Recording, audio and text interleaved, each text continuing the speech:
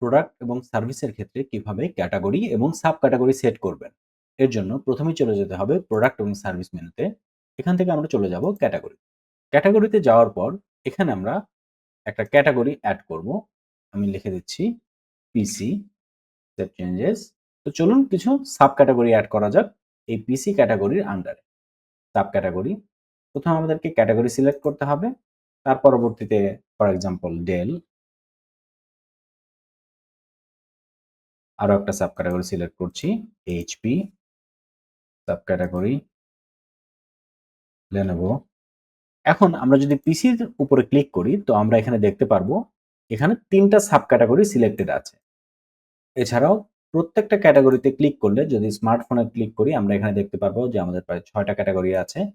আমাদের ফোনসে যদি ক্লিক করি, আমাদের যদি মোবাইল অ্যাক্সেসরিজে ক্লিক করি, এখানেও দেখতে পারবো আমরা অনেকগুলো ক্যাটাগরি, অনেকগুলো সাব ক্যাটাগরি এখানে আমাদের রয়েছে। সো এইভাবে খুব সহজেই আপনারা ক্যাটাগরি এবং সাব ক্যাটাগরি তৈরি করতে পারেন আপনাদের প্রোডাক্ট এবং সার্ভিসের জন্য।